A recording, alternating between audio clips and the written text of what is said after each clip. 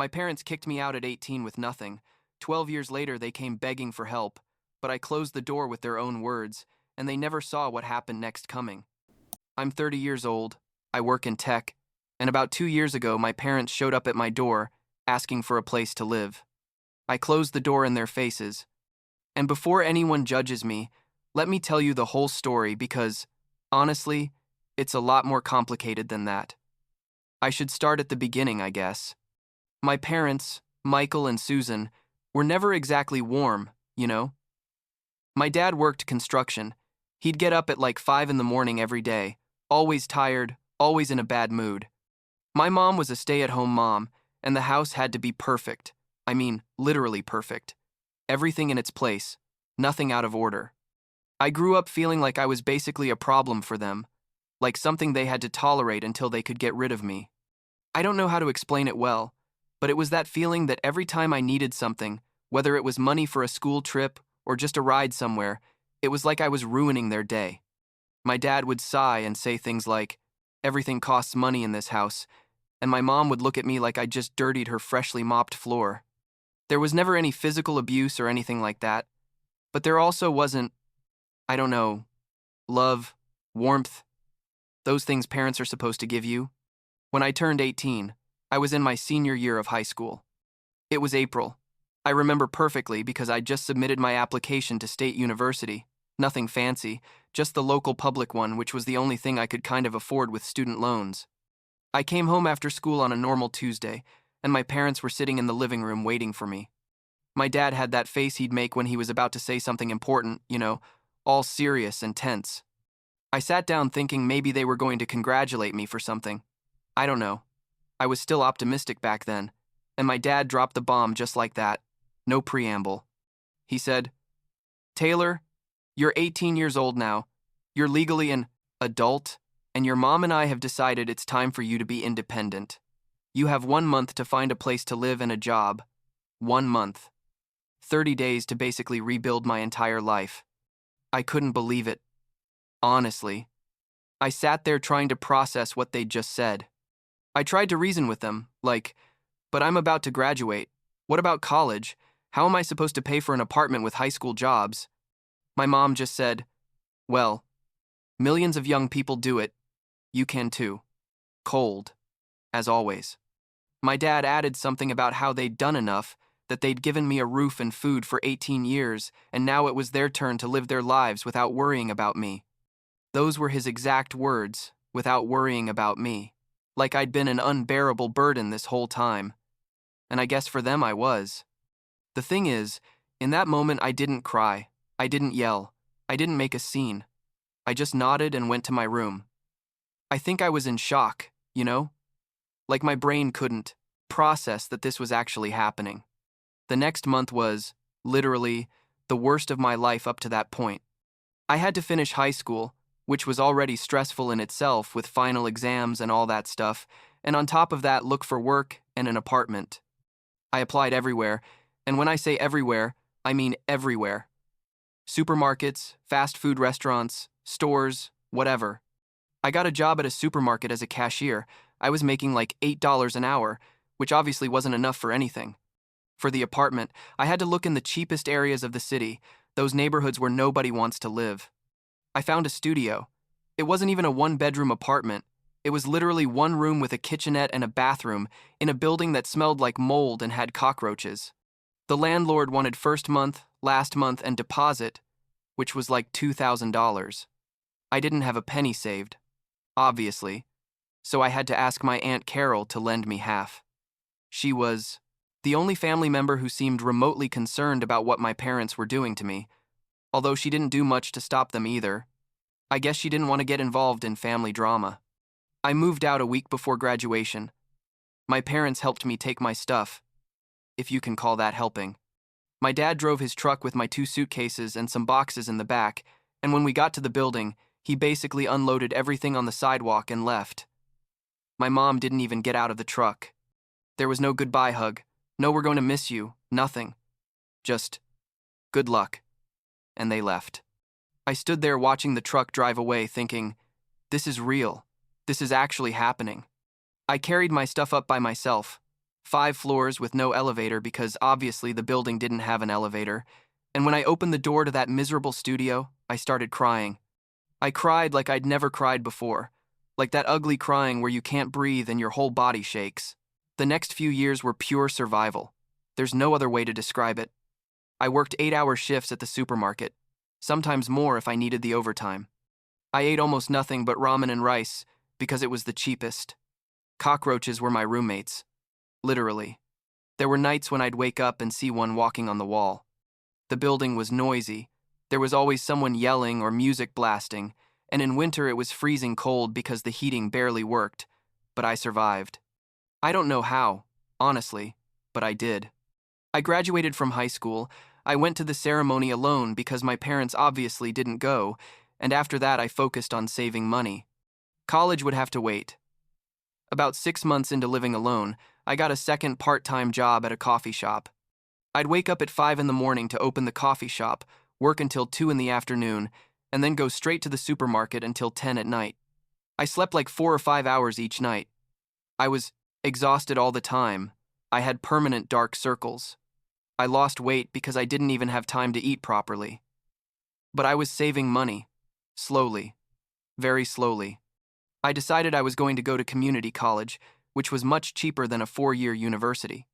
I enrolled for the next semester. Just 2 classes to start because that's all I could afford and manage with my jobs. I took evening classes, from 6 to 9, and then I'd get to my studio to do homework until 1 or 2 in the morning. That was my life for like 2.5 years. Work, classes, sleep, repeat. I had no social life. I didn't go out with friends. I didn't have time for any of that. And at 21, I finished my associate's degree in computer science. It took me 2.5 years, instead of 2 because I could only take 2 or 3 classes per semester. But I did it. And honestly, that day was one of the most important of my life. I graduated with honors, despite everything. My Aunt Carol went to the ceremony. She was the only person there for me. And when they handed me my diploma, I started crying again. I cried because I'd accomplished something my parents never thought I could accomplish. I transferred to State University after that, the same one I'd applied to when I was 18. This time I qualified for more financial aid because technically I was independent from my parents, so I got student loans and some scholarships. I kept working, obviously. I couldn't stop working, but I cut down to 1 full-time job instead of 2. College was hard in a different way. All the other students were there worrying about parties and relationships and that stuff, and I was worrying about whether I'd be able to pay my rent that month. I studied programming, systems design, databases, all those technical subjects that are super demanding. I spent hours in the library because my apartment was too noisy to concentrate. Sometimes I'd fall asleep in the library and wake up at 3 in the morning with my face stuck to a book, but I kept going. Every semester, every class, every exam. I couldn't afford to fail anything because I didn't have money to repeat courses. I had to do it right the first time, always. At 24, I graduated with my bachelor's degree, Bachelor of Science in Computer Science, with a 3.7 gigapascals, which considering my situation was pretty good. I started looking for work in my field. Real jobs. Not just to survive. I applied to like 100 positions. I'm not exaggerating. Literally 100 or more. Interviews, technical tests, rejections. Lots of rejections. But finally, after like 3 months of searching, I got an offer. The salary was $55,000 a year, which for me at that time was a fortune. I'd been living on less than $20,000 a year, so this was like tripling my income. I accepted immediately. The next 2 years were about rebuilding. I was able to move to a better apartment, one that didn't have cockroaches and where the heating worked. I could buy real food, not just ramen. I could start saving real money. I got promoted to regular developer after a year, with a significant salary increase. I worked hard, very hard, because that's what I knew how to do. All those years of survival had taught me that if you want something, you have to work for it. Nobody's going to give you anything. At 26, I had enough money saved for a down payment on a house. Not a mansion, obviously, but a 2-bedroom house in a quiet middle-class neighborhood. I bought it. I signed the papers, and when they gave me the keys, I sat on the floor of the empty living room and cried again. But this time it wasn't from sadness or frustration, it was from pride. I'd done it. All by myself, without help from anyone. I'd built a stable life from absolute zero. During all this time, my parents never contacted me. Not a call, not a text message, not an email. Nothing. It was like I didn't exist to them. My Aunt Carol kept me updated on how they were doing. She'd tell me things like, "Your dad's still working construction. Your mom's still at the house." That kind of stuff. But they never asked about me. Never showed interest in how I was doing, if I was even alive. And honestly, after a while, I stopped caring. I built my life without them, and I realized I didn't need them. I'd gone from being that scared 8-year-old to being a functional and successful adult, and I'd done it completely on my own. So, when I was 28, about 2 years ago basically, my Aunt Carol called me. She sounded worried, which was weird because she was normally very calm. She told me she needed to tell me something important. Turns out my dad had made a bad investment, like really bad. He'd put all his retirement savings into a construction business with a partner who turned out to be a scammer. They lost everything. The house was mortgaged to the hilt because they'd taken out a home equity loan to put more money into the failed business. They couldn't pay the mortgage. They were going to be evicted. My mom had never worked, so they had no other income. They were basically totally bankrupt in their late 50s. My aunt was telling me this, and I was just thinking, okay, and I care about this, why exactly? I know it sounds cold, but seriously, after everything they did to me, after literally abandoning me when I was barely an adult, was I supposed to feel sorry for them? About a week after that call, there was a knock on my door. It was a Saturday afternoon. I was home watching TV, relaxing after a long work week. I opened the door, and there they were. Michael and Susan, my parents, standing on my porch. They looked old. Honestly, older than I remembered. My dad's hair was completely gray. My mom's too. They looked tired, defeated. My dad started talking. He said, "Taylor, we need to talk to you." And I just stood there in the doorway without inviting them in. My mom added, "We're in a very difficult situation. We lost the house." And then my dad said what they'd really come to say, "We need a place to stay, just temporarily until we get back on our feet. Maybe we can stay with you." They said it just like that. Like it was normal. Like they had a right to ask me that after 10 years of absolute silence. I stood there, looking at them for a moment. I could see they expected me to say yes, to let them in, to help them. And I felt a lot of things in that moment. Anger, definitely anger, but also a kind of strange calm, because I realized I had all the power in this situation. They needed me, not the other way around. I told them very calmly, "When I was 18 years old and needed help, you told me that millions of young people make it on their own and that I could too. So now I'm telling you the same thing. You can make it on your own." And I closed the door. Just like that. I closed it and locked it and walked away. I heard my mom banging on the door. I heard my dad yelling my name, but I didn't open it.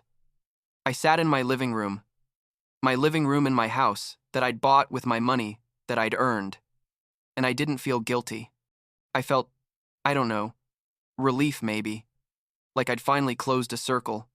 They called me like 50 times that day. I blocked their numbers. They sent me text messages. I ignored them. They tried to contact me through social media. I blocked them there too. Then they started recruiting family members to contact me. My Aunt Carol called me, very uncomfortable, saying she understood my position, but maybe I could reconsider. My cousin Stephen, who I wasn't even close with, sent me a long message about the importance of family and forgiveness. Everyone having opinions, everyone judging, but none of them offering to help my parents themselves. Notice that? About 2 months later, I received a certified letter. It was from a lawyer. My parents were basically threatening me legally. The letter cited filial responsibility, laws, saying that in our state adult children have a legal obligation to provide for their elderly parents in need. I got a little scared. I'm not going to lie. I hired my own lawyer, a guy I found who specialized in family law. I showed him the letter and he laughed, literally laughed. He told me my parents had no case. Number 1. They're not old enough to qualify under those laws. They're barely in their late 50s, almost 60, but they don't qualify. Number 2. Those laws require that parents have provided adequate support during childhood, and considering they kicked me out at 18 with no support whatsoever, that was highly questionable. And number 3, they'd have to prove they're really in extreme need, and that they tried all other options first, like government assistance, working, selling their possessions, etc. My lawyer sent a response letter. It was very professional, but basically said everything he'd explained to me, that they had no legal basis for their claim, and that if they continued with frivolous legal action, we could countersue for harassment. I never received another letter from their lawyer. I guess their lawyer told them they had no case and were wasting time and money. After that, the calls and messages decreased. I still got something every now and then. My mom sending me messages on Facebook from new accounts because I kept blocking her, telling me they were living in a motel, then that they were in the car, then that they were in a shelter. Each message designed to make me feel guilty. About 6 months after all this, I received a small package in the mail. It had no return address, but I recognized the address of the shelter where they were apparently staying. I opened it, and inside was an old photo of me as a kid. Maybe I was like 8 years old in the photo. I was smiling, looked happy. And there was a handwritten letter from my mom. It was short. It said something like, "We're sorry about how things turned out. Maybe we were too hard on you. We hope you're happy." That was it. Not even a real apology. Just a, "Maybe we were too hard." Like kicking me out on the street at 18 was just being a little hard. I didn't respond. I threw away the letter but kept the photo. I don't know why. Maybe because it's a memory of a time when I still had hope that my parents loved me. It's been about 2 years since all that now. I'm 30 years old. I'm still working in tech. Actually, I got promoted to senior developer last year. I have a good life, stable. I'm dating someone now, someone who understands my story and doesn't judge me for my decisions. I have friends, hobbies, a house paying for itself. My Aunt Carol still messages me from time to time, keeps me updated that my parents are still alive, that they're now in a government-subsidized apartment, that my dad is working part-time at something. And you know what? I'm glad they're surviving. Seriously. I don't wish them death or anything like that, but they're not my responsibility either. They made a decision when I was 18 years old to not be my parents anymore, to cut all emotional and financial support, to treat me like a burden they were finally free of. Sometimes I think about how things would be if they'd been different, if they'd supported me during those difficult years, even if just emotionally, if they'd called to see how I was, if they'd celebrated my graduations, if they'd shown even a minimum of interest in my life. Maybe then I would help them now. Maybe we'd have a relationship where mutual support was something natural. But it wasn't like that. They decided I wasn't worth their time or effort, and now they have to live with the consequences of that decision, just like I had to live with the consequences of their abandonment when I was 18 years old. I still get judgment from people who don't know the whole story. Acquaintances who hear, summarized, versions and tell me things like, "But they're your parents," or "Family is important," or "Someday you'll regret it." And maybe they're right. Maybe someday I'll regret it. But for now, in this moment of my life, I know I made the right decision. I don't owe them anything. I built my life completely alone, without their help, many times in spite of them. And that life is mine. My house, my job, my stability, my peace of mind, all of that is mine, and I protect it fiercely because I know exactly how much it cost to get it. Last week I was cleaning out my closet and found that photo they sent me, the one from when I was 8 years old. I looked at it for a long time. That kid in the photo didn't know what was coming, didn't know his parents were going to abandon him, didn't know about the sleepless nights, the scarce food, the constant stress. But that kid survived all of that and became who I am now. And I'm proud of that person. I put the photo back in the closet.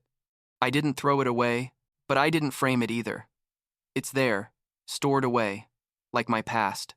I acknowledge it existed, that it shaped me, but I don't give it more power over my present than it deserves.